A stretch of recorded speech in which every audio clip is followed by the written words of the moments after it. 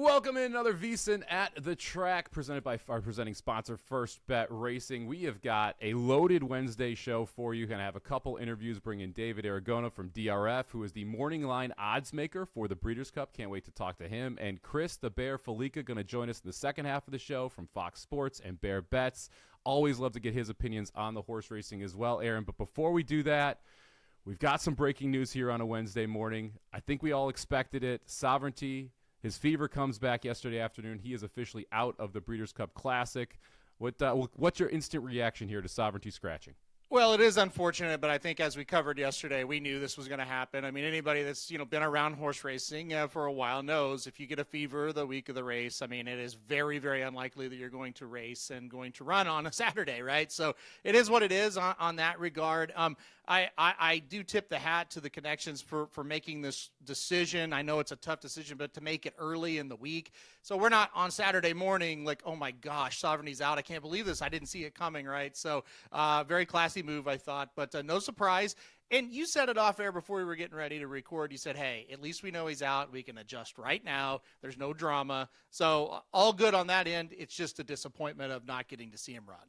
Yeah, it's obviously a bummer that we're not going to get to see who has inarguably been the best horse all year, not running the Breeders' Cup Classic. But at the same time, selfishly, as someone who's going to talk about this race for, 3 hours over the next 3 days, it's kind of nice knowing, because it would have also thrown a monkey wrench into your handicapping of what do you expect from the horse now that we have this issue the week prior to the race around the fever. They're saying it's a shipping fever. Like, how do you then use that in your handicapping process as someone who, I know you were extremely high on Sovereignty heading into this race? Do you still have the same confidence? If he loses, do you then look back and like, what am I doing? Why did I pick this horse? He had a fever all week. So I do think from a handicapping perspective and a player's perspective, it does make the Breeders' Cup Classic a little bit easier with him out, because you're not going to have to second guess yourself nearly as much. Yeah, absolutely. And, I was talking with our buddy Patrick on VSiN Live last night. I was on with him, and, of course, that we didn't know the scratch was going to happen yet. And he was like, well, geez, if he runs, can you really take 6-5 or 7-5 or even maybe even money? Who knows where he would have fallen? And I stopped and thought, man, here's a horse has been, at least has a fever, whatever. Mott says he's eaten. I don't know how sick he really is, but you knew it, and you still took a short price. How dumb are you going to feel? So, yeah, I'm with you on that as well. It would have been complicated for sure. Yeah, so luckily we have at least clarity. Now we'll see if we can turn that clarity into some cash with some good picks there. I know we're going to do a long shots video a little later today.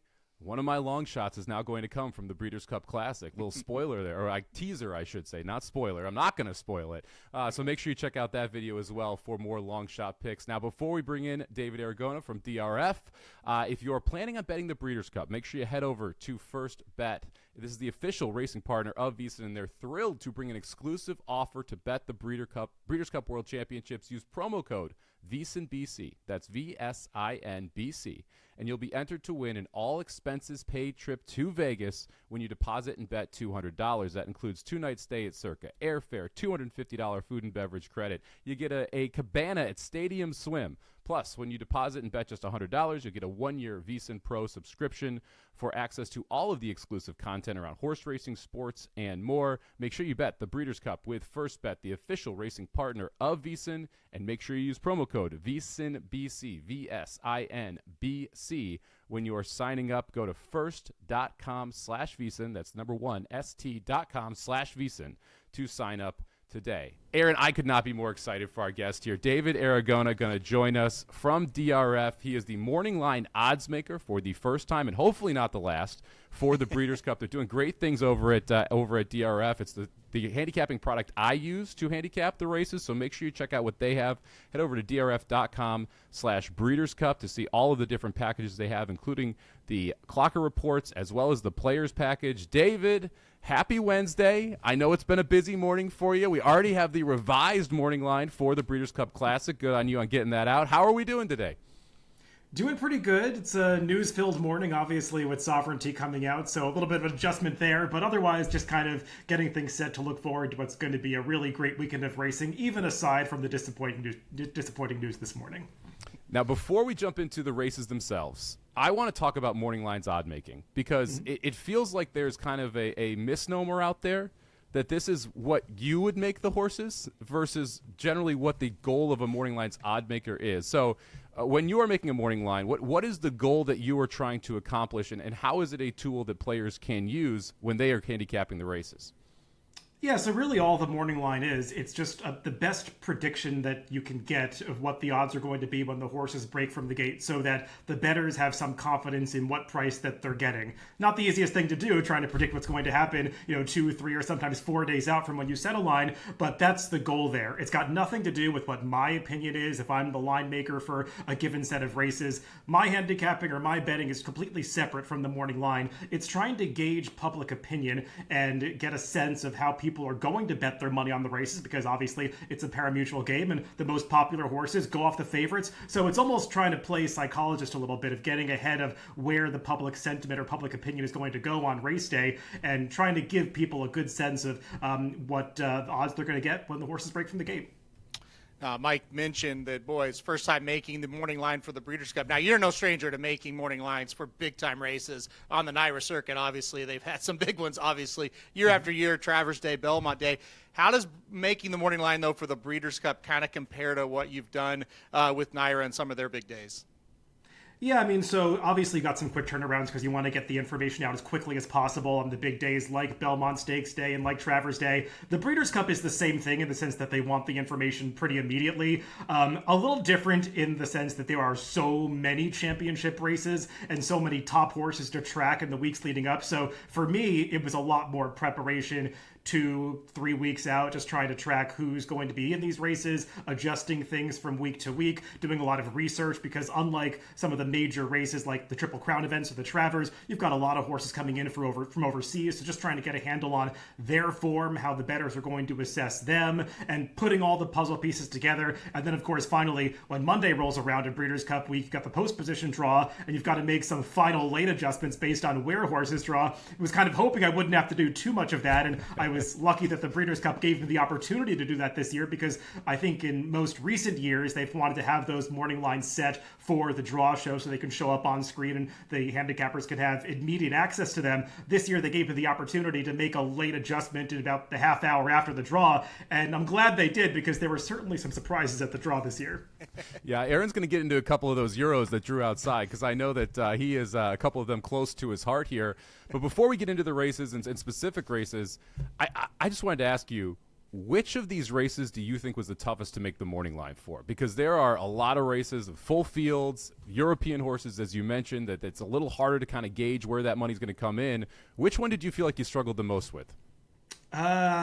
3 of them come to the fore for me. The Juvenile Turf Sprint just feels like it's always chaotic and a lot of horses coming in from different directions. Do the Euros take the money? Do the Americans take the money? That was a difficult one to decipher. And then on Saturday, both the Mile and the Filly and Mare Turf were tricky for me, especially after the draw with some post positions that occurred in the Filly and Mare Turf that made it difficult for some of the main players. And the Mile, just sorting through a lot of the European contenders that look very similar on paper. Those were difficult to sort of rank the horses in odds order. So the big news, as we kind of put on our handicapping hats now a little bit, obviously we led off with Sovereignty being scratched out of the Breeders' Cup Classic. As you look at the Breeders' Cup Classic now, and maybe you haven't had a whole lot of time to adjust just yet, the breaking news was about an hour or two ago, but as you look at the Breeders' Cup Classic now, who are you kind of leaning with? Who are the horses you kind of like now that Sovereignty is out? Yeah, I mean, the line for me doesn't change that much. I did put out my revised morning line. I've now got Fierceness at 5-2 and Forever Young and Sierra Leone as co-second choices at 7-2. I guess I raised some eyebrows when I initially made Sierra Leone 8-1 in this race, and I did that because I suspected that a lot of handicappers, when they went to go through these contenders, they would find it difficult to make the case that Sierra Leone was going to outclose Sovereignty in this race. But with Sovereignty out of the race, I think it does make Sierra Leone a more appealing option as the best closer in the race. So he's the price that I lowered the most when I revised this line.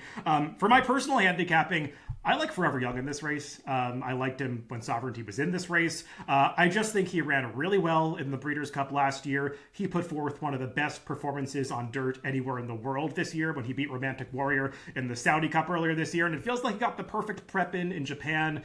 good post draw, unlike last year. So I feel like Forever Young is going to be a handful in this race. But even with Sovereignty out, it's still a race that I'm looking forward to because you got a rematch of last year, some up-and-coming 3-year-olds outside of Sovereignty, and it should still be a great race.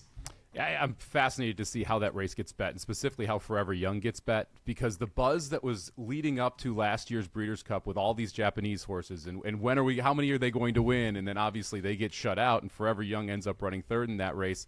I don't feel that same buzz heading into this year's Breeders' Cup Classic, so fascinated to see how that turns out. I got to be honest, I was a little surprised you didn't say the Breeders' Cup Turf when I asked if it was what was the most difficult morning line to make. You've got Mini Hawk installed at 8-5 as your morning line favorite, a 3-year-old filly who's been nothing short of outstanding in Europe, ran second in the ARC last time out. But you've got Rebels Romance, a 2-time winner of this race, won over this exact race course as well. How did you make the decision to make Mini Hawk the favorite? And then who do you actually like betting-wise in the Breeders' Cup Turf?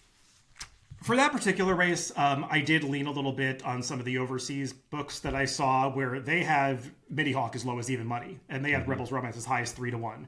I thought that was too big of a spread. I condensed it a little bit. I thought about going 9-5, 2-1. At the end of the day, I settled on 8-5, 5-2. We'll see. I do think Rebels Romance didn't draw quite as well as Mini Hawk. Maybe that's a different opinion than some other people might have. I don't love the rail for Rebels Romance, so we'll see how people assess that when they ultimately go to place their wagers. But Mini Hawk has just been progressive all season. She's been improving with every race, and I'll be honest, when I went to handicap this race myself, I was expecting to like Rebels Romance a little more for all the reasons that you laid out. He's got the proven form. He seems to raise his game in the U.S. But then I went back and watched a lot of Mini Hawk's races, and she's really good, and she can work out any kind of trip, and I think she's going to be an awfully tough rival for Rebels Romance. I was kind of with you on that. I was a big Rebels Romance guy. I loved his last race up at NYRA last time out, and then you go back, you look at the ARC for Mini Hawk, and it's like, man, that horse will beat Rebels Romance if she can run that race. Mm-hmm. It's just getting back, to that race off of that big one in the ARC. Somich mentioned it kind of start the interview about horses drawing way outside on Friday, talking about Precise and talking about Gstaad. Two horses that are short prices, certainly. So a double question for me as well, a two-part question, I should say, for me as well. One, did you kind of raise the morning line on both of them when you saw the post? Mm-hmm. And then two, how much, or how difficult, I should say, is it going to be for these two horses to overcome that post position? Yeah, I can tell you. So I had the line set before the draw, and after the draw, I had Precise at even money. I moved her up to 6-5. So not a big movement because I feel like most will assess as a closing type. The post is not going to matter for her quite as much. I had Gstaad at 6-5. I raised them up to 9-5 because I think the post is going to be more difficult for him. And I also believe he's just facing a deeper field than Precise is. So for the two of them, I think the big talking point that we should hit on is the fact that Ryan Moore is not available to ride these horses this year. And typically, as American bettors, you can really rely on Ryan Moore to ride these American turf courses very well. He's got so much experience doing it. And nothing against Christophe Soumillon, who's a top jockey overseas, but just has not had the same opportunity or the same success to ride these American courses as frequently as Ryan Moore did. So he's going to have to work out some very difficult trips from some tough post positions on these horses. They're the most talented horses in the races. I feel pretty confident about that. It's just a matter of how short a price you want to take, given the fact that they could lose some ground. We're talking to David Aragona. You can follow him at Horse2Watch on Twitter. Phenomenal handle there, David. Love it. And I loved your videos that you did at NYRA. Every week, every Monday, after Saratoga, after Belmont at the Big A, you come out and you talk about some of the trips that these horses had at NYRA and talk through why you would be interested in playing them back. I know you're a big replay watcher. When you went into this Breeders' Cup and you watched replays of some of these American horses, is there anyone that jumped out to you that you think may be able to outrun their odds based off of some of the previous trips that you've seen? That's a good question. Putting me on the spot a little bit there. Kind of a subtle trip horse that I'll mention is Ricci in the Filly and Mare Sprint, because not that she's had trouble in her races per se, but when you watch a lot of her replays, we know how these races are set up when Bob Baffert has multiple horses in them. One of them is kind of ridden to get a preferred trip, and one of them is ridden to sort of make things easier for another horse. And it feels like watching a lot of Ricci's replays that she was sort of the other horse that was sort of ridden to maybe not get her preferred trip on a number of occasions. When she faced Seismic Beauty, it was very clear she was rated to allow Seismic Beauty to get an easier lead. So I think Ricci is finally in a race turning back in distance where she is going to get a more, let's say, energetic dynamic ride, especially with Luis Saez getting on her. So she's sort of a subtle trip horse that I think is going to be handled differently than she has in some of her prior races. I'm trying to think back to some races on Friday that I could mention. I mean, obviously in the Juvenile Turf Sprint, you got some interesting horses. A horse I don't have my eye on in that race is Schwarzenegger, because he is just really tough to control early. When you watch his race, even his debut at Saratoga, he is almost a runoff type, and they're going to have to really send him from post 11 to get over. And he's a horse that I worry if they send him too hard, it might just set him off, and they won't be able to get him back to get him any kind of breather in that 5 furlong sprint. So watching some of his prior races and just given his demeanor, I'm a little worried about the trip that's coming for that horse. But, I'm not thinking of too many horses that had like obvious trouble that I'm looking to bet back, because you can never be too sure that your horse is going to get a great trip in the Breeders' Cup. Yeah, those full fields, that's usually when the bad trips do come into play quite a bit, and you can use those going forward. All right, Mike, I'm going to steal your question that you've been asking people, because David just mentioned Ricci, which is a Bob Baffert trainee. Mike's been asking me and everybody you could find, Bob Baffert at the Breeders' Cup this year. He's got a lot of interesting horses. If I told you the over-under is 1.5 wins for Bob Baffert, are you taking over or are you taking under this year? Ooh, it's a good question.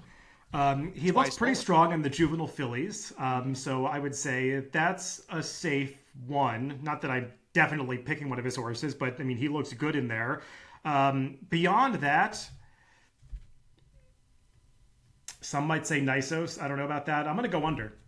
I think that's where everyone ends up leaning, because you've got Nisos, you've got Brandt, you've got Explorer, you've got Seismic Beauty, you have Ricci, you have all of these different horses that feel like they could contend, but not a lot of people sitting out there putting them on top. And I do want to mention the Juvenile here as well. Brandt versus Ted Nafi. Ted Nafi, a local horse for you up there in New York. Brandt, a California horse, has yet to be tested at 2 turns.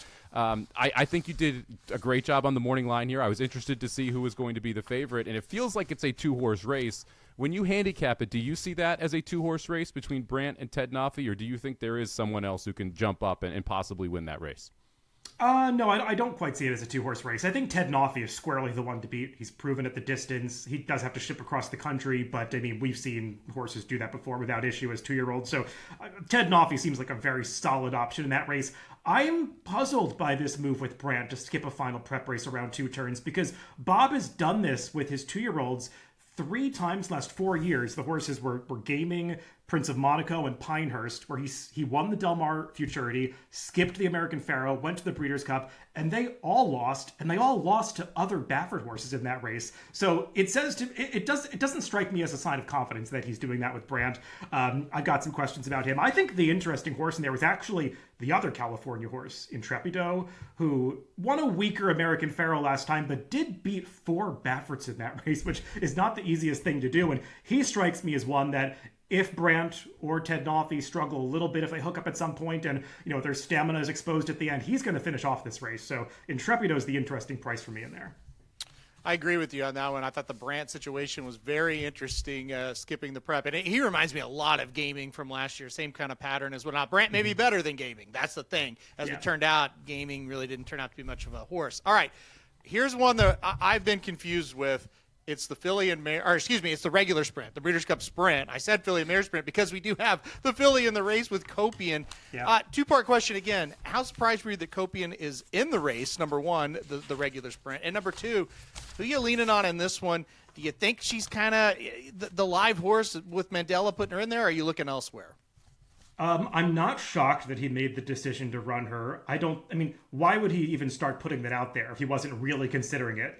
He pre-entered and said, maybe it was 80-20 that he'd run, but you kind of knew if they're going to have Tamara in the race and they're thinking that she's doing so well, why not split them up? And if you've watched any of Copian's recent workouts, particularly that October 18th 6 furlong drill, you can kind of understand why right after that Mandela started floating the idea that she could try the sprint, because boy, it looks like she is thriving coming into this race. The rail going 6 furlongs at Del Mar is really not ideal, but she's got a versatile running style. She showed that she can sit up close. She showed in that Derby City Distaff at Churchill that she can sit behind, take kickback, and still make a big run through horses. He gave her this old school 33-1 blowout the other day.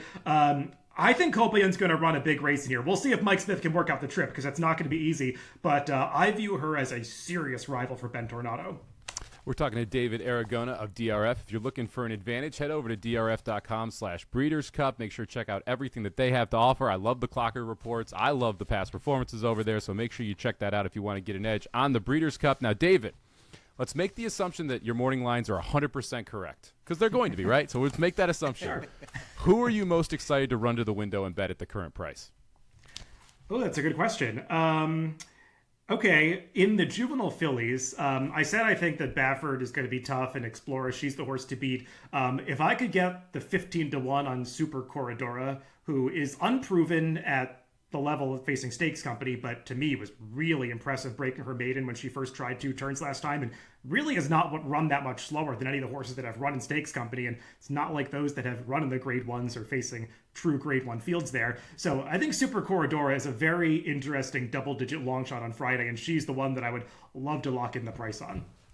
There you go, Somich, 15-1. Maybe you could steal like one it. of those long shots for our long shot video we're going to do there. I know you don't play very many of them, so that could really help you. Yeah, that's my weakness. All right.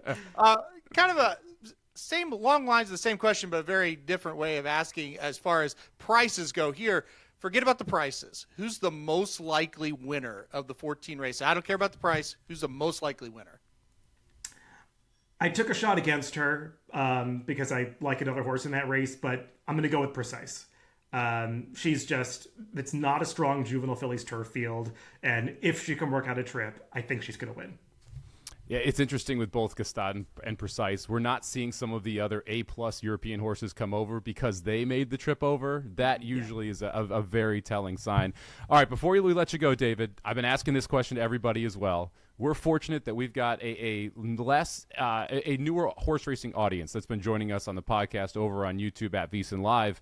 And I've been trying to suggest races to get people into horse racing, some of the best races of the past. So when you think about the past Breeders' Cup, and they're all the great races that we've had. If you told someone new to horse racing to go back, watch one Breeders' Cup race on YouTube from the past, which one would you tell them to watch? Oh boy, there are so many good ones.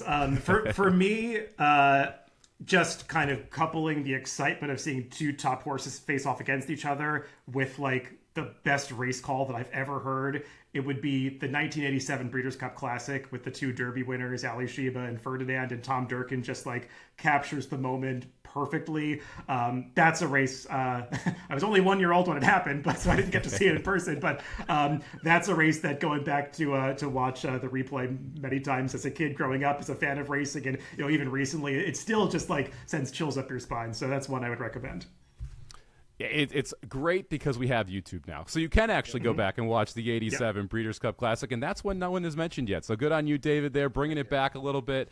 Thank you very much for the time, David. Really appreciate it. Again, you can find him at Horse to Watch on X, on Twitter, whatever you want to call it. Make sure you check out drf.com/Breeders' Cup for all of the different products they've got over there. Good luck this weekend, and as Aaron mentioned, we are very happy that you are the morning line maker for the Breeders' Cup. You're doing a phenomenal job up there in New York. Thanks for having me, guys.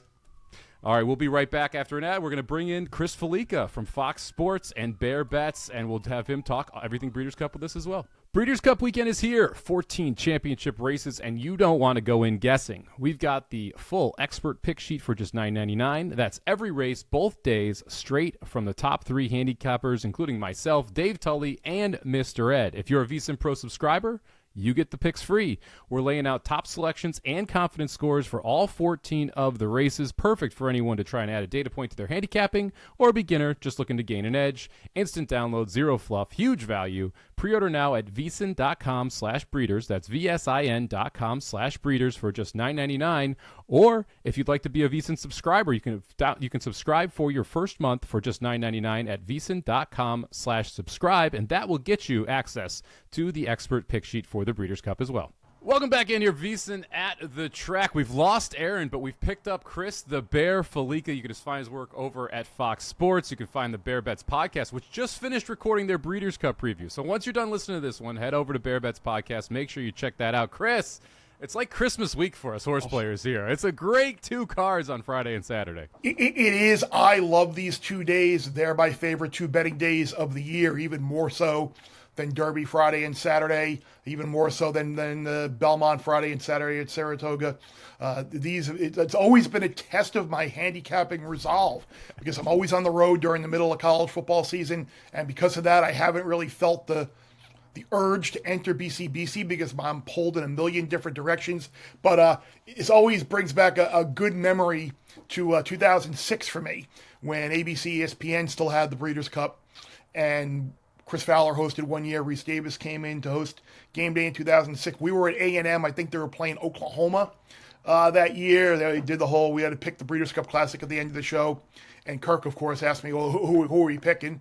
And I said, not only are we giving you the winner, we're going to give you the exacta. We're going to give you Invasor over Bernardini. So he comes on and says, little birdie tells me, I'm not only going to give you the winner, I'm going to give you, and this was before I was doing any of the on-air stuff. Yep. He's like, Invasor to win, and then Bernardini, second, Invasor, Bernardini, exacta. Of course, it comes back Invasor over Bernardini. So that night during the game, they do the Sports Center cut-in, blah, blah, blah. And then the Breeders' Cup Classic, Invasor wins, Preakness winner, Bernardini second. And they come back, and Brent Musburger is doing the play-by-play with Kirk in the booth. And Brent says to Kirk, I was watching College Game Day earlier today and saw someone was all over that. And it's like, how'd you come up with that one? And then Kirk kind of has a sly little laugh, and he's like, yeah, little birdie, a little guy named Chris Fallica kind of gave me that. And Brent was like, oh, very sharp handicapper, very good with the horses. Now, and that's like my claim to fame. That's one of my favorite like brush with fame moments of all time. But yeah, being at site for college football weekend, having daily racing form out all over the place, past performances, breaking it down. It's my favorite weekend of the year. One of the many talents of a horse racing handicapper is being able to multitask, right, Chris? And so you got the football going on, but you got to make sure you're still focused on the Breeders' Cup. That's an awesome story. Anytime Brent Musburger is involved in a story and you're able to give out winners, it's always a good time.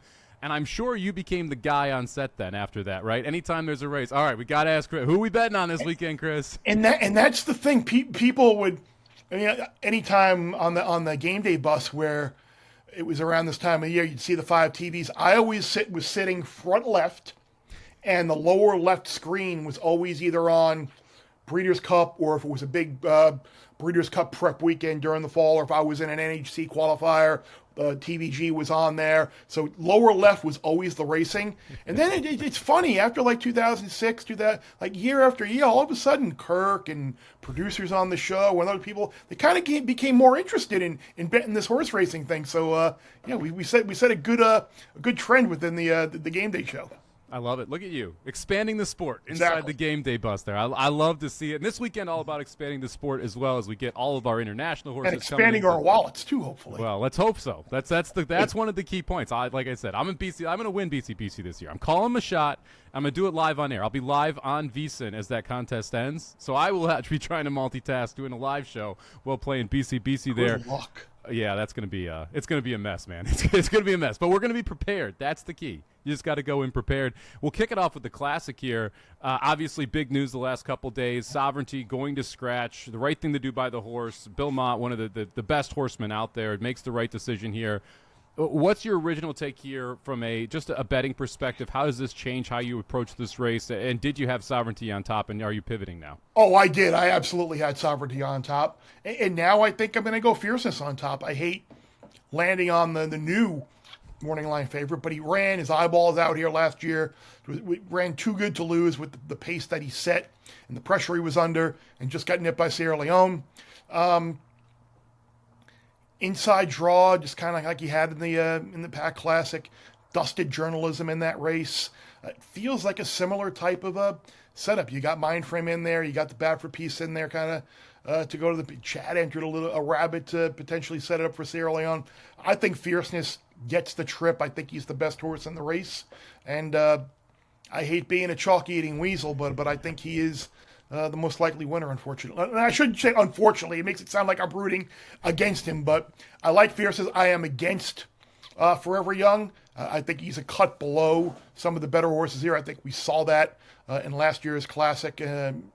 And I think some of these other horses now were better. So we will not see forever. Remember last year, too, a lot of these Japanese horses that were so hyped coming into the Breeders' Cup, none of them ran well for the most part. So I'm against those. And I think, unfortunately, from a pari-mutuel standpoint, if you're looking for a bomb, Fierceness isn't that tight. But maybe you get a mind frame underneath. Maybe Sierra Leone drifts up the board. Maybe someone else, maybe Baeza hits the board at a big number. Who knows?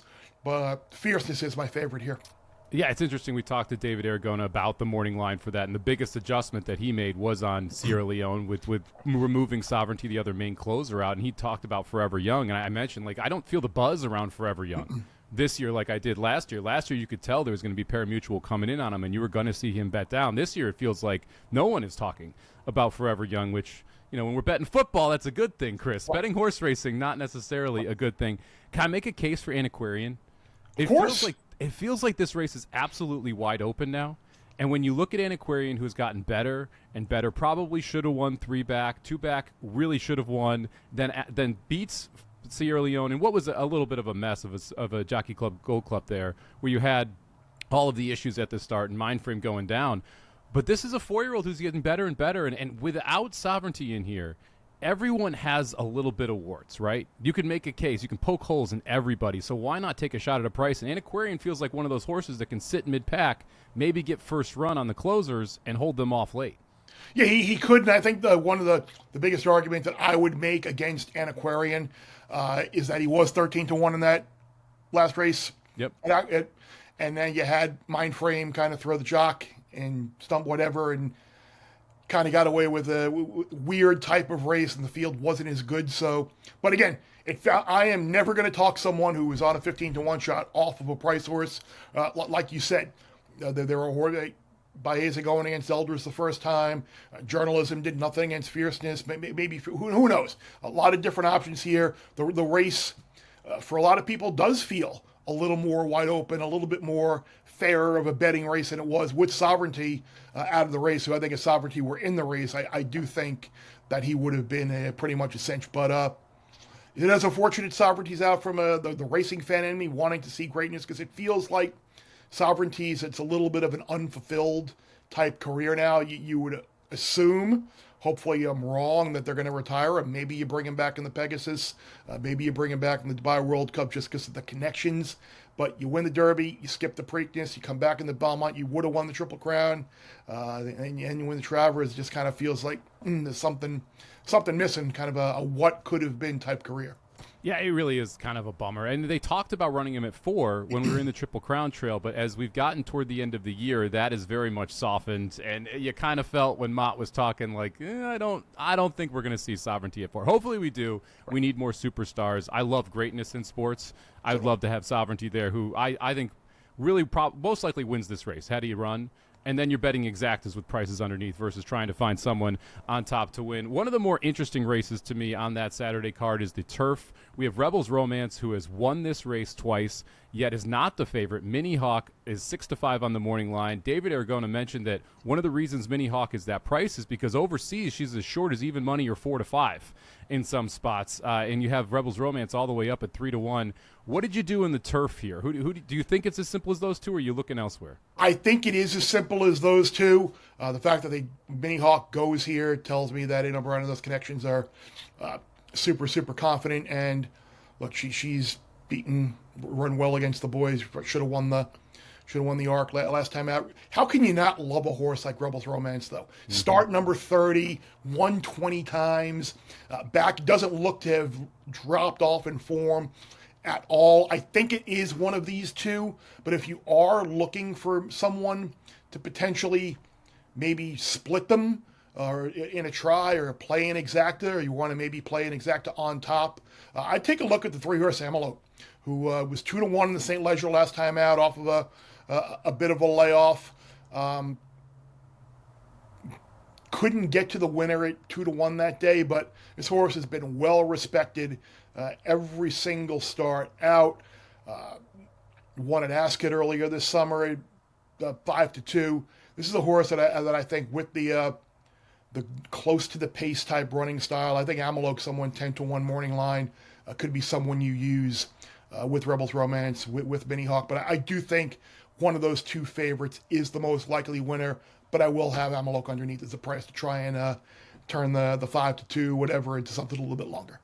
Yeah, Amalok is a very interesting horse here. 5 for 6 on the career. The only loss was in that St. Ledger, a great Group 1 over in Ireland. But that was first start later in the season as a 3-year-old. You'd expect the horse is going to be able to take a step forward and get better. Have to keep an eye on that one on the line. 10-1 on the morning line there on the 3 Amalok in the turf. All right, let's switch to Friday.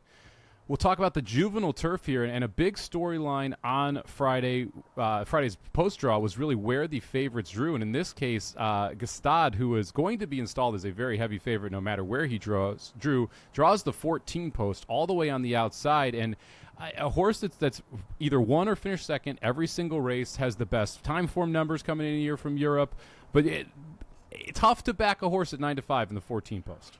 Yeah, it makes me feel like Gstaad is someone even from the 14 post that you want to use as a try, like key him in second, key him in third, in different spots in the try, and try and find some prices around him. And I think there are two horses in this race that you can use on top that might be double digits or close to double digits on the board. One of them certainly will be double digits. That's the 7 Gordon Pass. If you look at Gordon Pass, last race out, 52-1 at Keeneland, just beaten 2.5 lengths. I'm using this horse all over the place. Walden is someone who always gets horses to run well at a number. Second start against winners. Arad Ortiz is not coming out there on a 20-1 shot. The last race on Breeders' Cup Friday, just for the exercise. Mm-hmm. That tells me this horse is super live. So I think Gordon Pass, 21 morning line, hopefully we'll get close to that, is live. And then the other horse, again, which opted for this race, remember, they thought of maybe running this horse in the turf sprint, didn't do so, was the 3-horse outfielder. Wesley Ward goes here. This horse could be very dangerous. Speed on the stretch out in this race. Remember, look a couple races back. Look at Deauville. The horse was 3-1 against Gstaad in that race. So this horse is highly thought of. This horse is going to get a cozy post. Maybe he gets brave on the lead and hangs around for a long time. So if you're looking to beat Gstaad, and I'm going to play the 3 outfielders, the 7 Gordon Pass on top in tries and exactas, and I'll use Gstaad second and third in tries, and hopefully the price that could get home for me. Yeah, I like the 3 outfielder quite a bit. There's just not much speed in here. And you mentioned it was 3-1 against Gstaad over in Europe. This is a horse that's going to stretch out, should make the front from that inside post, and not a bad spot to be in front going a mile on the turf there at Del Mar. Gordon Pass, William Walden doesn't get enough flowers, man.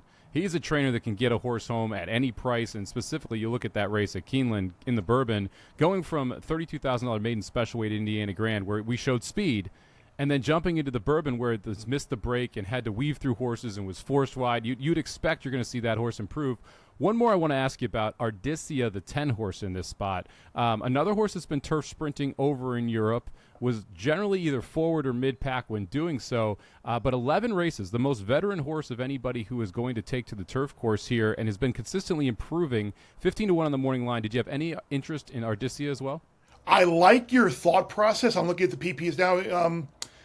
I like your thought process on speed on the stretch. The only question I have are that the Time Pro figures are a little light, and we're not exactly talking about the biggest group races overseas. We're talking about more of the listed type stuff, and not the best quality of competition. But again, if the horse doesn't know, the horse goes to the lead and gets brave and run, he doesn't know he's not supposed to win. So yeah, I could see use that horse potentially on the ticket. Not my favorite, but I that's one of the things, like, people always ask, like, what are some of the favorite angles that you like playing in racing? And I always talk about in sprint races, horses that were on the rail last time out. Now they're getting off of the rail. That's a huge one for me. Horses facing winners for the second time, because a lot of times you break your maiden, you kind of regress a little bit in your first start against winners. Second start, usually you're live. And then speed stretching out on the turf is like number 3. So by that standpoint, Ardisia is a horse that I think certainly is worth including. Yeah, I think it's interesting that a lot of European, we'll call them the A team, didn't show up for this race because Gstaad did. And that makes me kind of a little more interested in the B team from Europe, because usually the B team from Europe can beat our A team here in the U.S. Let's move back to Saturday here. Look at the 5th race on Saturday's Breeders' Cup card, the 5-furlong Breeders' Cup Turf Sprint. Notorious installed as the morning line favorite here at 7-2. Where are you going in this spot? Well, I think AG Bullet appears to be the most likely winner. Like, here's what I'm struggling with Notorious. Like, you look at last year, this horse was what in this race, 13-1 in this race last year, nearly missed. Was that a one-off? Was it just a showing that the horse does like the Del? Like, in general, these West Coast turf horses, I kind of don't know what to do with, and I kind of err on the side of fading them. I don't know how good those horses, the crop is out west. They kind of just seem to be running against each other time and time again, maybe with some different results. Here you're facing much better competition. Now, that being said, like I said, I think AG Bullet is someone that you are potentially looking at winning this race. I would take a look at the 11-horse Bucanero Fuerte. You look at Arizona Blaze, who this horse lost to last time out. Arizona Blaze is 5-1 in this race. Yep. Bucanero Fuerte is 20-1. This horse, I think, could reverse roles with Arizona Blaze, who just missed in this race last year. You get the local jock, Umberto Rispoli, on here as well. I think Bucanero Fuerte is a horse that you definitely will want to use here. Trying to find my other notes on this race. This is a Friday race, right? I'm looking at Saturday. Yeah. Saturday the 5th. And I have a question for you, because what I have done, so this was generally a U.S. dominated race, right? North American dominated race. We're talking about turf sprints. We've seen the Europeans do a lot better the last 2-3 years. I've consistently looked for European closers. That helped me get to both the juvenile turf sprint and the turf sprint last year, because it was horses coming from off the pace in Europe, because the gate speed in Europe is just not up to the gate speed here in the U.S. Right. Does that concern you at all about Arizona Blaze, the 3 or the 11, who both want to be more forwardly placed or does that not a big deal? It does, and I think that's why a horse like AG Bullet seems like the most likely winner. She can be on or near the lead, versatile, and obviously a horse like Johnny V, who gives them options. So we'll see. It's a shame this race isn't being run at Saratoga. Just get a hell of a price. I'd bring the band back home, who just freaked at Saratoga a couple times during the summer. But again, I just look at the prices. Last year, Arizona Blaze was 27-1 in this race. Now 5-1. Bucanero Fuerte was shorter than Arizona Blaze last out at the Cura, and the time form numbers have been really good here. If I were making an exacta, I'd be looking at 8-11 would be what I would be playing there. Cadem is someone, maybe the 4 that you want to throw potentially underneath as a closer as well. But Notorious at 7-2 is someone who I'm more than happy to beat. Yeah, it's one of those like horse for the course versus the class, right? Because Notorious loves Del Mar 4 for 5 with the second place, but at the same time, I don't really want to play Notorious at 7-2, right? And like especially against this field, I ended up on the 4 Kadim. I think this is the closer here, and I realize that the 9-year-old season, which is even crazy to say for a Breeders' Cup horse, but the 9-year-old season hasn't been to the same time form numbers that we saw in the 8 and the 7-year-old season.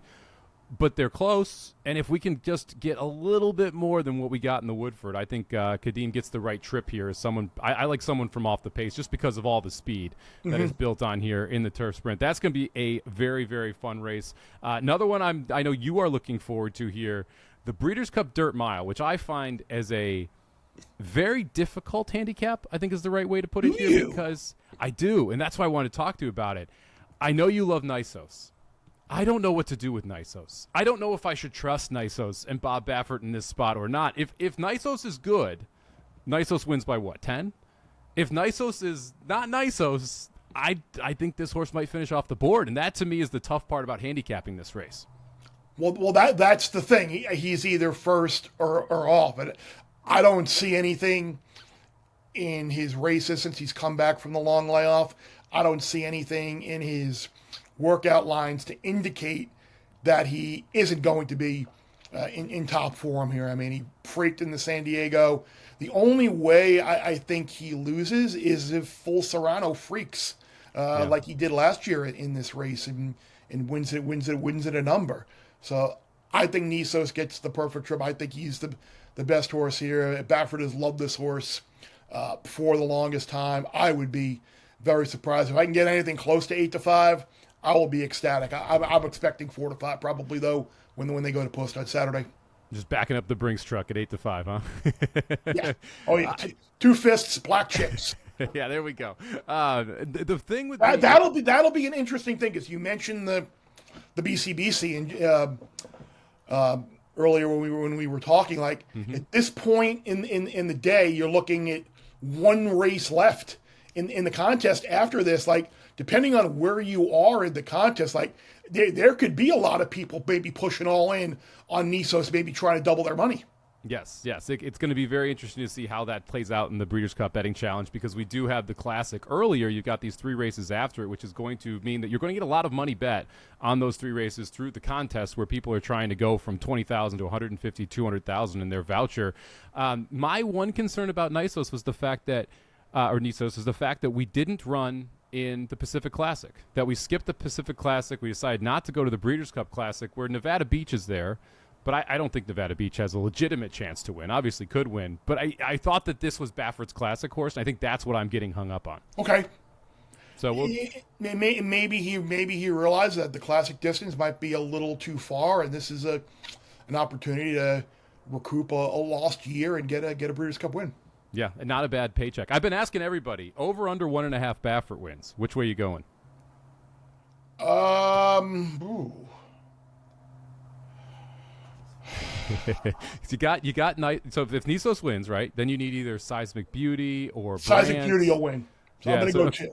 Okay. Yeah. I don't think that Explorer wins the Juvenile Fillies. I think Tommy Joe wins that race, and I think Ted Nolfi wins the Juvenile over Brent. So you are the first person to go over two.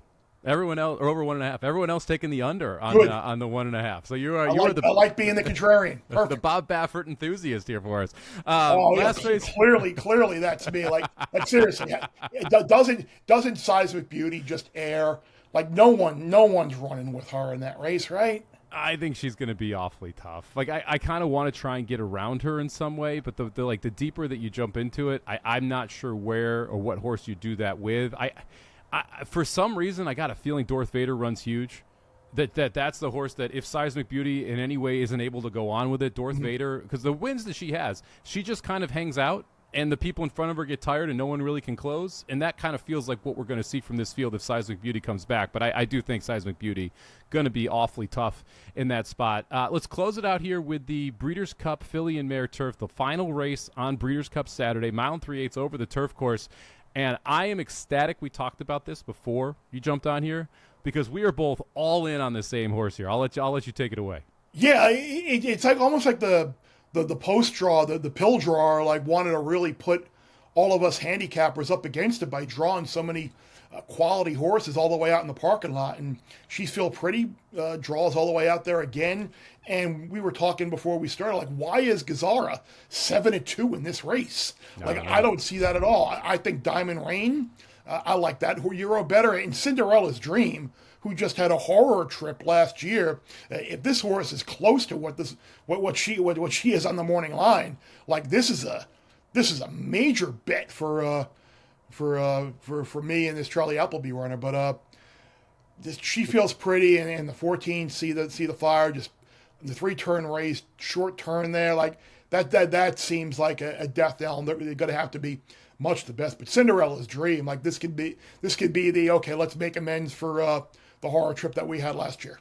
Yeah, last year, if you didn't watch it, I went back and watched it again this morning because I had trip notes on it, and it doesn't do justice in DRF when you see their trip notes as to how bad this was. This horse got shuffled from 3rd to 8th, 9th, and then had to wait until the final 1/8 of a mile, maybe 3/16 of a mile to be able to actually run.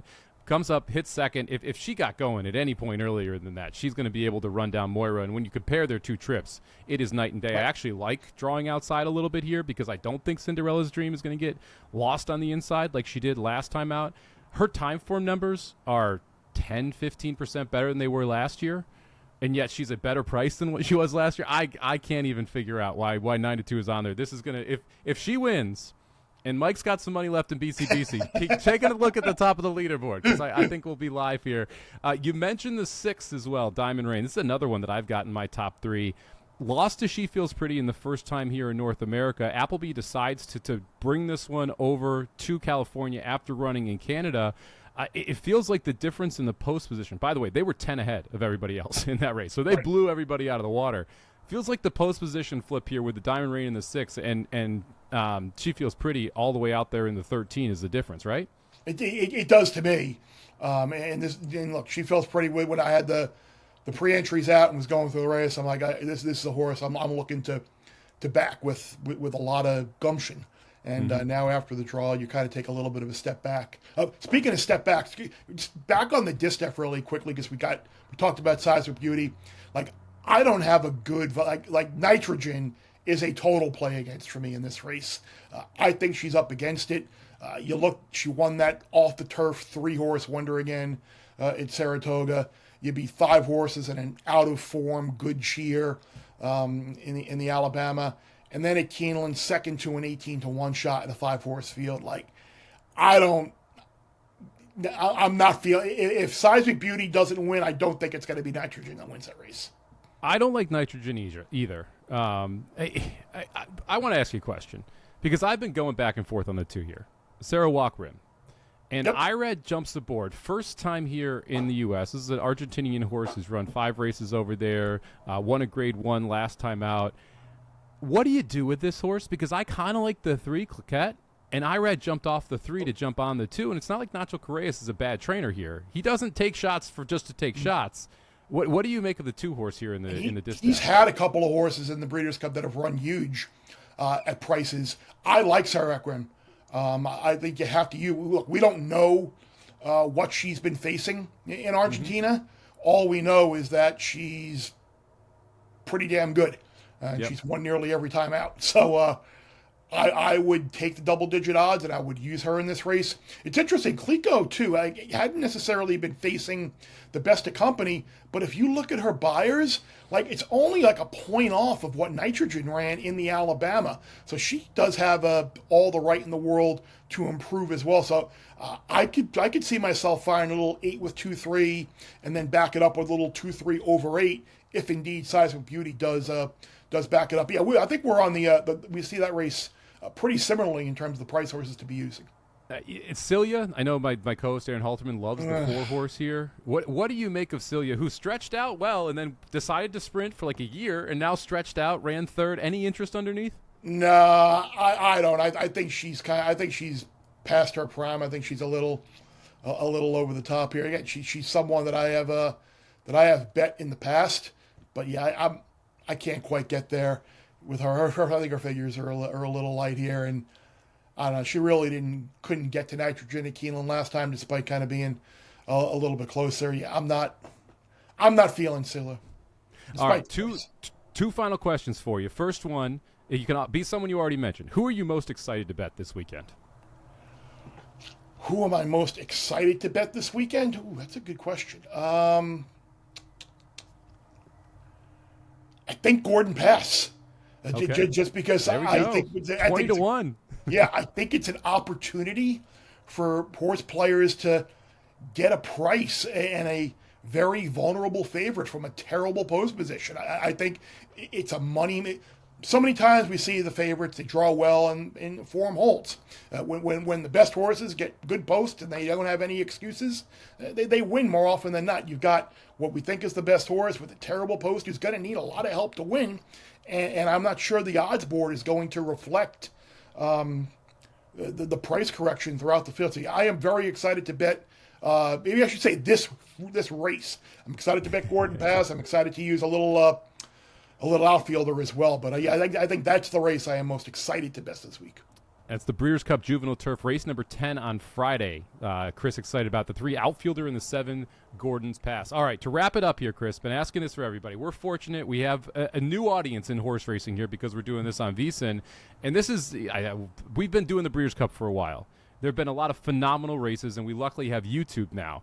If you could go back and tell someone who's not been a big horse racing person to go back and pick one Breeders' Cup race to go watch on YouTube, which race kind of jumps out in your mind as the one they should watch? Well, I'm sure most people have been saying Zenyatta. No one said Zenyatta. Which is that's an obvious one. I don't know if Ghostapper is appreciated as he should be. You go back and the Ghostapper Classic is a great one, but I think the one that really wowed me, and I was on the wrong side of the result, the Breeders' Cup Classic, Giants Causeway Tisnow, the first one at Churchill. I don't know how Giants Causeway did not go by. It showed an incredible resolve from Tisnow to not let that horse go by. Fantastic stretch drive, great result. That's a great one. And then, of course, next year I learned from my mistake the previous year, and I did bet Tisnow, who wound up holding off Saki. So yeah, I think that stretch between Giants Causeway and Tisnow is one that I would go back and watch. Yeah, so that was the 2000 Breeders' Cup. 2001 was Mark Malusis's answer. He said the Tisnow over Saki. No one said Zenyatta yet. I go on YouTube and watch her 21 race win streak video. It's like 12 minutes long, probably once every other month. It is a phenomenal watch on there. And I will never forget the juxtaposition between being at Santa Anita and watching her win the Breeders' Cup Classic and then being at Churchill Downs the next year where she loses by a nose to Blame. And the just stone silence there was at Churchill right when they hit the wire because everyone knew she lost as well. Zenyatta, one of those all-time horses for me. I surprised no one had mentioned her up until this point. Personal Ensign, that distaff would be another one that I would take a look at in the distaff, looking to retire undefeated. That stretch run was pretty incredible as well. If you want to go way back somewhat, 88, right? Yep, right? That's one, yeah, so yeah, that's 35, nearly 40 years ago. But yeah, go back and look at that stretch run as well. Incredible win for her to finish her year undefeated, finish her career, I should say, undefeated. Yeah, David Aragona mentioned an 87 Classic. So we're all over the place here, but I appreciate the time, Chris. I know you're super busy. Do you want to give yourself a quick plug here? I know you got Bear Bets going on with the Breeders' Cup this week. Anything else everyone should be checking out? Yeah, we have Bear Bets with Dave Portnoy. We just recorded that a little while ago, so that should be up at some point later today. Thursday, Bear Bets College Football, Bear Bets NFL. We'll be dropping Friday, Bruce and the Bear, which is kind of with Sammy P as well. Late breaking news, notes, information, line moves, got that. And then, of course, Saturday Big Noon Kickoff. And I'll have some Breeders' Cup thoughts on foxsports.com, and I'll probably tweet out a bunch of stuff as well. So, unfortunately for a lot of people, no shortage of places to find me over the next few days. I love your tweet threads on X, Chris. They're always a good read there, and I appreciate I get them texted to me every now and then as well. He's Chris, the Bear Fallica. Thank you very much for the time, Chris. Good luck this weekend. Absolutely, bud. Well. All right, thank you very much to both Chris Fallica and David Aragona, our two guests on VSiN at the Track on this special Wednesday edition. We are excited to have content coming out all week. Keep an eye out for our Long Shots video dropping over at VSiN Live or on Apple and Spotify. Wherever you get your podcasts, make sure you subscribe, rate, and review. If you're watching us over on YouTube, hit the thumbs up button. Help us get that algorithm out there so that more people can find the beauty that is VSiN at the Track. For Aaron Halterman, our super producer Matt Deutsch, I am Mike Somich. Good luck at the track. This is VSiN at the Track.